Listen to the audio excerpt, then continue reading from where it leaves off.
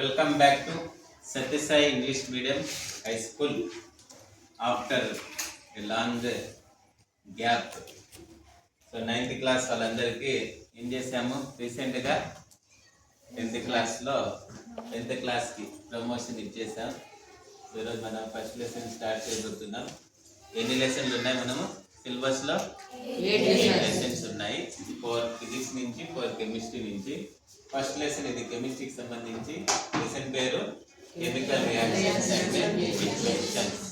So ఈ లెసన్లో చూడండి, బ్లూ ప్రింట్ ప్రకారము ఒక 8 మార్క్ క్వశ్చన్ వస్తుంది అండ్ 1 మార్క్ క్వశ్చన్ వస్తుంది. 1 మార్క్ క్వశ్చన్ వచ్చిందంటే ఇంకా వేరే ఆలోచనలు ఏమి ఉండవు, టెక్స్ట్ బుక్ చదవాల్సిందే. టెక్స్ట్ బుక్ నుంచే వస్తుంది, టెక్స్ట్ బుక్ నీట్గా చదువుకోవాలి. రైట్, స్టార్ట్ చేద్దాం మన లెసన్. సో ఏమంటే ఫస్ట్ చేంజ్ అంటే ఏమో చూద్దాం. ప్రీవియస్ ఇయర్స్లో మనము చేంజెస్ గురించి నేర్చుకున్నాం. 7th వచ్చింది ఫిజికల్ చేంజ్ అని, కెమికల్ చేంజ్ అని. సో చేంజ్ అంటే ఏమంటే a process in which final state ఏముండాలంట, డిఫరెంట్. దేని నుంచి different? From its initial or original state is called a change. అంటే కెమికల్ ఏదైనా చేంజ్ జరిగిన తర్వాత ఫస్ట్ ఇనిషియల్లో ఒకలాగా ఉంటుంది, ఒరిజినల్గా ఒకలాగా ఉంటుంది. అదేమైపోవాలి, డిఫరెంట్ అయిపోవాలి, చేంజ్ అయిపోవాలి. ఇప్పుడే కదా చేంజ్ అని చెప్తాము. రైట్, దాని తర్వాత based on changes there are 2 types. ఒకటి ఫిజికల్ చేంజ్, రెండోది కెమికల్ చేంజ్. ఏం ఫిజికల్ చేంజ్ అంటే those changes in which no new substances are forward. కొత్త సబ్స్టెన్సెస్ ఏమీ ఫామ్ కాకపోతే అలాంటి చేంజెస్ని ఫిజికల్ చేంజ్ అంటారు. ఎగ్జాంపుల్ చూడండి, టియరింగ్ ఏ పేపర్ని చింపడం, కటింగ్ వుడ్. చూడండి, ice to water, water to vapour. మళ్ళీ మనము రివర్స్ చేసామంటే paper to water, water to ice. ఇక్కడ స్టేట్ మారుతా ఉంది కానీ కొత్త సబ్స్టెన్స్ అనేది ఫార్మ్ కావటం లేదు. అంటే ఇక్కడ ఏం రియాక్షన్ జరిగింది? ఇది ఫిజికల్ చేంజ్. ఇంకేమన్నా చెప్తారా ఎగ్జాంపుల్ ఫిజికల్ చేంజ్కి? స్ట్రెచ్చింగ్ రబ్బర్ బాండ్ ఉంది, రబ్బర్ బాండ్ని స్ట్రెచ్ చేయడం. స్క్వీజింగ్ ప్లాస్టిక్ బాటిల్ స్క్వీజ్ చేయడం, పట్టుకొని పిసకడం. ఇవన్నీ ఏమి physical changes. Now coming to the next, chemical change. ఏమి కెమికల్ చేంజ్ అంటే those reactions, those changes in which new substance always form a new substance. రాసినా కరెక్టే. ఆల్వేస్ కెమికల్ చేంజ్ జరిగిందంటే ఏం ఫామ్ అవుతాయి? New substances are called chemical changes. Examples burning of wood, rusting of metals, digestion of food, respiration. ఇవన్నీ దేనికి examples? Chemical changes కి examples. ఇది introduction first lesson ది. మళ్ళీ తర్వాత కెమికల్ రియాక్షన్. కెమికల్ చేంజ్ ఏమని పిలుస్తాం? కెమికల్ రియాక్షన్ అని పిలుస్తాము. నెక్స్ట్ కంటిన్యూ చేద్దాం. తర్వాత చూడండి, కెమికల్ రియాక్షన్స్. ఏమి కెమికల్ రియాక్షన్స్ అంటే దీస్ ఆర్ ది ప్రాసెసెస్. ఇది ఒక processes in which new substances with new properties are formed. ఈ కెమికల్ రియాక్షన్స్ అనేది ఇదొక ప్రాసెస్. ఏం జరుగుతుంది ఇక్కడ? న్యూ సబ్స్టెన్స్ ఫామ్ అవుతాయి, వాటి ప్రాపర్టీస్ ఏముంటాయి? న్యూగా ఉంటాయి. The new substances formed have entirely different properties from the constituent. ఏవైతే సబ్స్టెన్స్ ఇన్వాల్వ్ అవుతాయో కెమికల్ రియాక్షన్లో వాటి ప్రాపర్టీస్ అన్నీ ఏమైపోతాయి? కెమికల్ రియాక్షన్ తర్వాత ఎంటైర్లీ డిఫరెంట్గా ఉంటాయి, చేంజ్ అయిపోతాయి. ఎగ్జాంపుల్ చూద్దాము. Hydrogen reacts with oxygen, it gives water. ఇప్పుడు చూడండి, హైడ్రోజన్ బర్న్ అవుతుంది, ఇది కంబస్టిబుల్ గ్యాస్, ఇది కాలిస్తే సౌండ్ వస్తుంది, pop sound. Oxygen supports combustion, ఇదేమి కాలదు, ఇది ఏం చేస్తుంది? సపోర్ట్ చేస్తుంది. ఏదైనా వస్తువులు మీరు కాల్చాలంటే ఆక్సిజన్ ఉండాలి, తెలిసింది కదా. ఇది సపోర్ట్ చేస్తుంది. ఇది కంబస్టిబుల్ గ్యాస్, కాలుతుంది, ఇది యాజ్ ఎ ఫ్యూయల్. ఇది సపోర్ట్స్ కంబస్షన్. రెండుని మిక్స్ చేస్తే ఏమొస్తుంది? Water, liquid. ఇదేం చేస్తుంది? కాలిన వస్తువుల్ని ఆర్పేస్తుందా? ఏదైనా మంటలు ఉంటాయి, వాటిపైన నీళ్ళు వేస్తే ఏమైపోతాయి? ఆరిపోతాయి. ఇది కెమికల్ రియాక్షన్స్. దీని తర్వాత మనకు 3 యాక్టివిటీస్ ఉన్నాయి. దాంట్లో ఫస్ట్ యాక్టివిటీ ఉంది, చూడొచ్చు మీరు. New text book page number old new text book అయితే పేజ్ నెంబర్ 6 చూడండి. యాక్టివిటీ 1.1 చూద్దాం. టుమారో దీన్ని పర్ఫామ్ చేద్దాం. ఏముందంటే take magnesium ribbon burn in the presence of oxygen. Magnesium formula ఏమి ఏం చేయమంటున్నారు? ఆక్సిజన్ ప్రెజెన్స్ లో బర్న్ చేయండి. బర్న్ చేస్తే మనకు ఏమొస్తుందంటే వైట్ కలర్ పౌడర్ వస్తుంది, అదే మెగ్నీషియం ఆక్సైడ్. తెలియదు magnesium oxide. When magnesium ribbon is burns in the presence of oxygen, it burns with white dazzling flames. Text book లో చూడండి మీరు, ఎక్కువ వెలుతురుతో ఏమవుతుంది, ఇది బర్న్ అవుతుంది.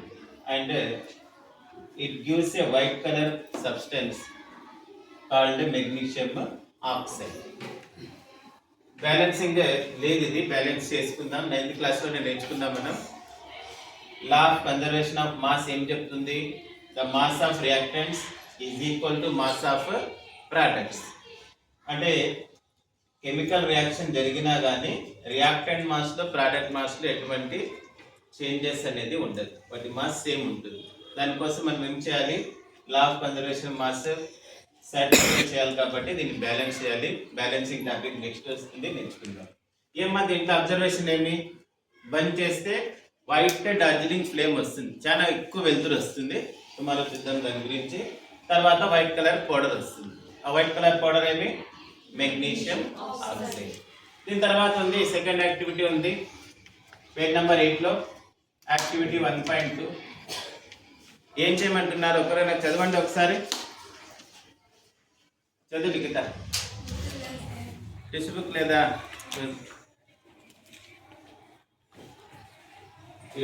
సైడ్ లో ఉంది, చదవండి. Look at the activity 1.2.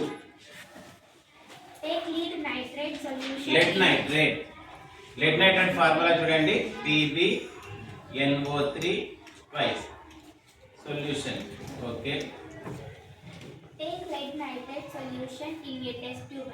Add potassium iodine solution in potassium iodide.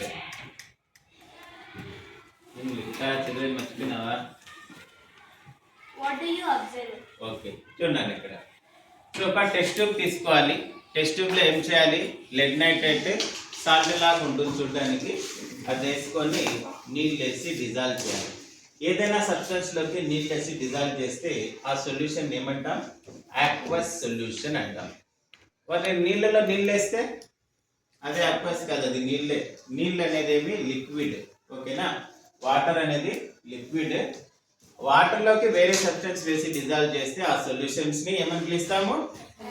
Aqueous solutions అంటారు. అదేవిధంగా పొటాషియం అయోడైడ్ సొల్యూషన్ తీసుకోవాలి, దానిలో కూడా నీళ్ళు వేసి డిజాల్వ్ చేసుకోవాలి, సొల్యూషన్స్ అయిపోతాయి. 9th క్లాస్లో మనం నేర్చుకున్నాం కదా ఎలిమెంట్స్, తర్వాత కొన్ని రకాల మాలిక్యూల్స్ పైన చార్జెస్ ఏముంటాయి అనేది. ఇవి చూడండి, Pb ప్లస్ చార్జ్ ఉంటుంది, NO3 పైన మైనస్, K ప్లస్, ఐకి మైనస్. ఇవన్నీ అయానిక్ కాంపౌండ్స్. ఇవి అయానిక్ కాంపౌండ్స్ అంటే ఏమంటే ఇవి ఎలా ఫామ్ అయి ఉంటాయంటే ట్రాన్స్ఫర్ ఆఫ్ ఎలక్ట్రాన్స్ వల్ల ఫామ్ అయి ఉంటాయి. సో మనం 4th లెసన్ వచ్చేసరికి మళ్ళీ నేర్చుకుందాం అయానిక్ కాంపౌండ్స్ ఏమనేది. ప్రస్తుతానికి గుర్తు పెట్టుకోండి, ionic compounds are formed due to the transfer of electrons. ఇక్కడ చూడండి, PbNO3 నీళ్ళలో డిజాల్వ్ చేసిన తర్వాత lead ions, NO3 ions separate అయిపోతాయి. ఇవి కూడా K plus, I minus separate అయిపోతాయి. రెండింటిని మిక్స్ చేసినప్పుడు ఏం జరుగుతుంది? ఈ ప్లస్ ఈ మైనస్ దగ్గరికి వెళ్ళిపోతుంది, ఈ మైనస్ ఈ ప్లస్ దగ్గరికి వెళ్ళిపోతుంది. అండ్ రెండు కొత్త కాంపౌండ్స్ అనేవి ఫామ్ అవుతాయి. PbIలో వైట్ ఫామ్ అవుతుందంటే PbI2. దీని పేరు ఏమంటే లెడ్ అయోడైడ్. ఇది ఎలా ఉంటుంది? ఎల్లో కలర్ ఉంటుంది. తర్వాత KNO3 కాంబినేషన్ ఏమొస్తుందంటే పొటాషియం నైట్రేట్.